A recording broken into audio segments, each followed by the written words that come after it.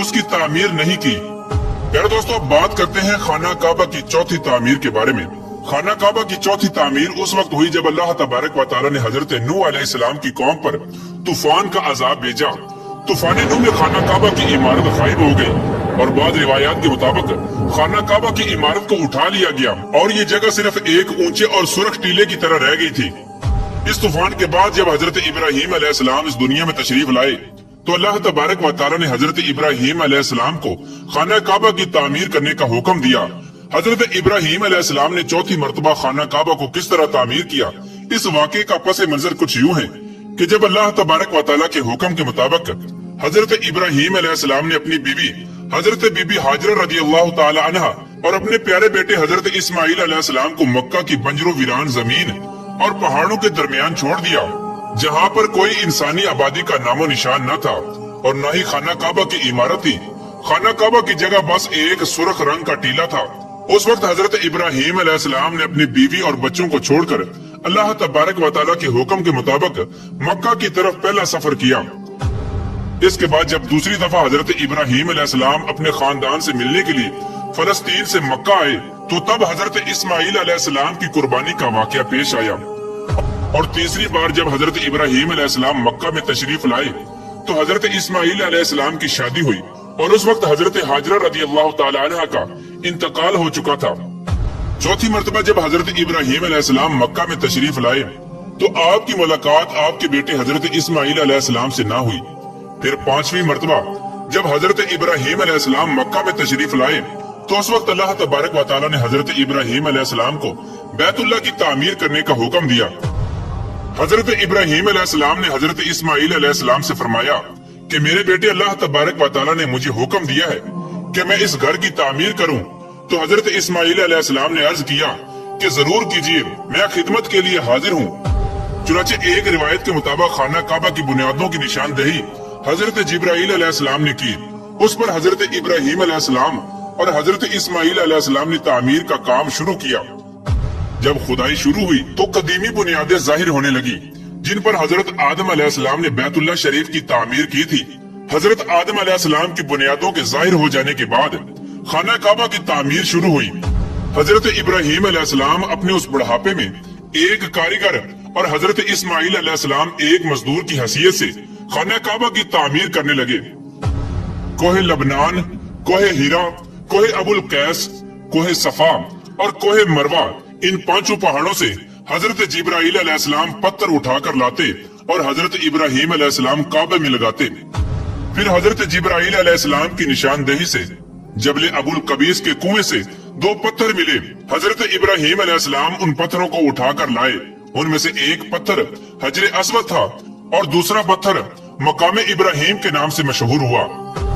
پیارے دوستو، مقام ابراہیم وہ مشہور پتھر ہے جس پر کھڑے ہو کر حضرت ابراہیم علیہ السلام نے کعبہ کی دیواریں بلند کی۔ جیسے جیسے خانہ کعبہ کی دیواریں بلند ہوتی جاتی ویسے ویسے یہ پتھر بھی ہوا میں بلند ہوتا جاتا۔ پیارے دوستو، نبی کریم رؤوف الرحیم صلی اللہ تعالی علیہ وآلہ وسلم نے ارشاد فرمایا کہ حجر اسود جب جنت سے اتارا گیا تو دودھ سے بھی زیادہ سفید تھا، پھر انسانوں کے گناہوں نے اسے سیاہ کر دیا۔ اور ایک اور روایت کے مطابق نبی کریم رؤوف الرحیم صلی اللہ تعالی علیہ وآلہ وسلم نے ارشاد فرمایا، حجر اسود اور مقام ابراہیم جنت کے یاقوتوں میں سے دو یاقوت ہیں۔ اللہ تبارک و تعالیٰ نے ان کے نور کی روشنی کو بجھا دیا۔ اگر اللہ تبارک و تعالیٰ ان کے نور کی روشنی کو نہ بجھاتا تو یہ مشرق سے مغرب تک سب کو روشن کر دیتے۔ خانہ کعبہ کی پانچویں اور چھٹی تعمیر۔ خانہ کعبہ کو پانچویں بار قوم عمالقہ اور چھٹی مرتبہ قبیلہ جرہم نے تعمیر کیا۔ قبیلہ جرہم میں سے جس شخص نے یہ کام کیا اس کا نام حرس بن مداد اصغر تھا۔ خانہ کعبہ کی ساتویں تعمیر۔ خانہ کعبہ کی ساتویں تعمیر کرنے والے نبی آخر الزمان حضرت محمد مصطفیٰ صلی اللہ تعالی علیہ وآلہ وسلم کی پاک نسب میں سے ایک بزرگ ہیں جن کا نام حضرت قصہ بن کلاب تھا۔ انہوں نے خانہ کعبہ کی عصر نو تعمیر کی اور ایک بے مثال پختہ عمارت تعمیر کرائی۔ پیارے دوستو، خانہ کعبہ کی آٹھویں تعمیر کی ضرورت اس وقت پڑی جب قبیلہ قریش کے سرداری کے دور میں ایک زبردست سیلاب آیا جس سے خانہ کعبہ کی دیواریں بے حد کمزور ہو گئیں۔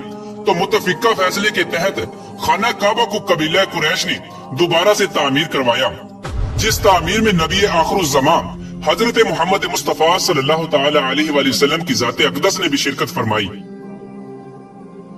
लेकिन उस वक्त सरमाया कम होने की वजह से कुरैश की तामीर में हतीम काबा को शामिल नहीं किया गया था। खाना काबा की नौवीं तामीर उस वक्त हुई जब यजीदी फौज की संगबारी की वजह से खाना काबा की दीवारें शिकस्ता हो गईं, तो हजरत अब्दुल्ला बिन जुबैर ने हतीम काबा, जो कि कुरैश की तामीर में शामिल नहीं किया गया था, उसको भी शामिल करके बुनियाद इब्राहिमी पर खाना काबा को नए सिरे से तामीर फरमाया। खाना काबा की 10वीं तामीर अब्दुल मलिक बिन मरवान के नाइब हज्जाज बिन यूसुफ, जो कि एक जालिम हुक्मरान था, उसने 74 हिजरी में फिर से खाना काबा को कुरैश वाली तामीर के मुताबिक बनवाया। इसके दौर के बाद जब खलीफा हारून मसनद पर बैठा तो उसने खाना काबा को मुनहदिम करने का फैसला किया और हजरत अब्दुल्ला बिन जुबैर की तामीर के मुताबिक खाना काबा को तामीर करना चाहा। लेकिन इमाम अबू यूसुफ ने यह कहकर उसे रोक दिया कि अगर यही तरीक़ेकार रहा तो फिर हर आने वाला हुक्मरान अपनी शोहरत के लिए खाना काबा को गिराकर नई तामीर करवाया करेगा और इस तरह लोगों के दिलों में इस घर की अजमत कम होती जाएगी। फिर 1040 हिजरी में सल्तनत उस्मानिया के सुल्तान मुराद बिन अहमद खान शाह कुस्तुनतुनिया ने हजर असवद वाले रुकन के अलावा सारी इमारत की बुनियाद को बुनियाद हज्जाज के मुआफिक तामीर करवाया। इस तामीर का काम 6 माह के अंदर मुकम्मल हुआ। इसने खाना काबा के अंदर संगे मरमर का पत्थर लगवाया और निहायत ही खूबसूरत छत बनवाई और बाहर की दीवारें संगे खारा से चूना में चुनी गयी और निहायत ही नफीस और रेशमी सियाह रंग का पर्दा खाना काबा पर डाला गया, जिस पर कलमा तैयबा तहरीर था और सुनहरी लफ्जों में सुल्तान का नाम भी लिखा हुआ था। इस तरह सल्तनत उस्मानिया की तामीर के बाद शाह फहद बिन अब्दुल अजीज ने सन 1417 को बैतुल्लाह शरीफ की तजदीद का काम शुरू किया। लिहाजा इस तरह खाना काबा की मौजूदा इमारत कमोबेश 404 साल पुरानी है, क्योंकि ये इमारत 1040 हिजरी में बनी और अब 1400